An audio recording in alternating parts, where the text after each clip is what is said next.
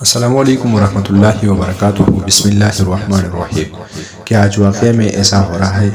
معروف مذہبی اسکالر حضرت ذوالفقار احمد نقشبندی نے اپنی ایک بیان میں کہا کہ حضور اکرم صلی اللہ علیہ وسلم نے فرمایا کہ قبل قیامت میں لوگ اپنی بیویوں کے ساتھ زنا کریں گے۔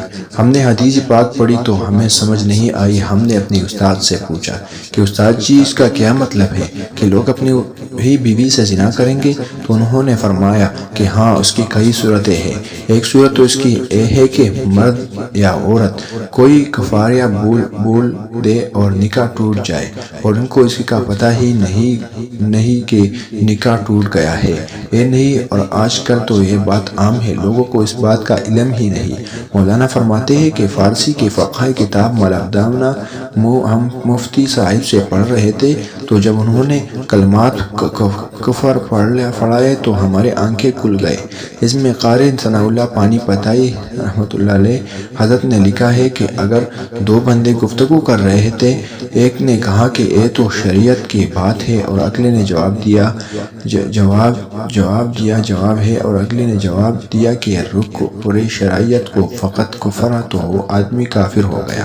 ہمیں چاہیے کہ ہم علماء سے پوچھیں کہ کلمات کفر کون کون سے ہیں، نہ ہو کہ ہم ایسے جملے بولے اور کفر کا ارتکاب کر رہے ہو۔ کئی جملے تو بہت عام ہیں، مثلا علماء نے لکھا ہے کہ کسی نے کہا کہ کہاں رہتے ہو، دوسرے نے کہا کہ فلاں جگہ رہتا ہوں، اور خدا را پچھاوڑا، خدا کی پچھوڑے یعنی خدا کے پیچھے رہتے ہوں، فقط کفر، تو اپنے بندے کفر ہو گیا۔ تو ان کا علم حاصل کرنا ضروری ہے کہ کہیں ہم تو اپنی گفتگو میں کوئی ایسی بات نہیں کہے جاتے۔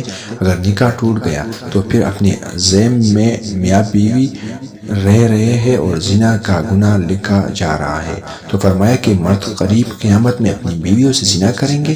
ایک صورت تو یہ ہے کہ کفر کلمات بیوی بولے تو بھی نکاح ٹوٹا، اور اگر خاوند بولے تو بھی نکاح ٹوٹا، اور دوسری صورت ایک دوسرے کے ساتھ بحث، اور یہ تو ہر گھر کی بات نظر آتی ہے۔ جب شادی ہوئی تو میں بولتا تھا، بیوی سنتی تھی۔ اس نے کہا پھر بچے ہو گئے تو بیوی بولتی تھی اور میں سنتا تھا۔ اس نے کہا پھر ہم دونوں بوڑھے ہو گئے، ہم دونوں بولتے تھے اور محلے والے سنتے تھے۔ بڑھاپے میں بحث اور زیادہ ہو جاتی ہے، اور اس میں ہوتا کیا ہے، مرد کی زبان میں کنائے میں طلاق نکل جاتی ہے۔ کنایہ کہتے ہیں کہ لفظ تو طلاق والا نہیں بولا، لیکن بات ایسی کر دی کہ مفہوم طلاق والا نکلتا ہے، اس کو کنایہ میں طلاق کہتے ہیں۔ اب یہ گناہ بہت زیادہ ہے، غصے میں کہہ دیتے ہیں کہ چلے جا، مجھے تیری کوئی ضرورت نہیں۔ آج کے بعد اس قسم کے الفاظ جسے کہ نتیجہ یہ نکلے کہ تو میری بیوی نہیں ہے۔ اب اس قسم کے مسائل کا بھی معلومات حاصل کرنی چاہیے۔ شریعت کہتی ہے کہ علماء حاصل کرو، ایسا نہ ہو کہ گناہ میں طلاق ہو جائے، انہیں پتہ بھی نہ ہو اور وہ ساتھ رہ رہی ہو۔ اور آج تو یہ حالات ہے کہ زبان سے طلاق کہہ دیتے ہیں، طلاق ہو بھی جاتی ہے، پتہ بھی ہے دونوں کو، مگر بدنامی ہو جائے گی، پھر ایک دوسرے کے ساتھ رہ رہے ہوتے ہیں۔ مولانا صاحب فرماتے ہیں کہ ہمیں ایسے لوگ ملے، 5 وقت کی نمازی، تہجد پڑھنے والے، سب نیکی کرنے والے، اور خود اسی نے مجھے کہا کہ آج سے 8 سال پہلے میں نے اپنی بیوی کو طلاق دے دی تھی غصے میں آ کر، اور بعد میں ہم نے سوچا کہ وہ بھی نیک ہے اور میں بھی نیک ہوں، بدنامی ہو جائے گی، بچے خراب ہو جائیں گے، تو بس پھر ہم نے دوبارہ اکٹھا رہنا شروع کر دیا۔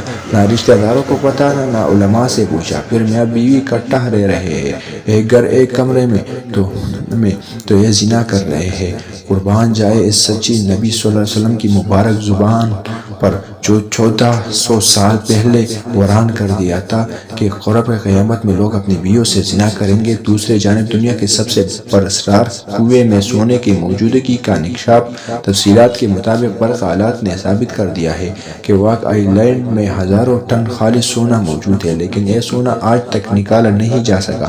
واک لینڈ کا یہ خزانہ اتنی ہوشیاری اور مضبوطی سے کنویں میں گڑ گیا ہے کہ گزشتہ 150 سال تک وہ دو باوجود بھی نہیں نکلا جا سکا۔ بہت سے لوگوں نے اس کو نکالنے کی کوشش کی ہے، اس مقصد کے لیے جدید ترین سائنس آلات بھی استعمال کیے گئے ہیں، لیکن کامیاب نہیں ہو سکے۔ واقعی لینڈ نو اسکاٹ میں نیلے پانی کے خلیج ماؤ کے ساتھ واقع ہے۔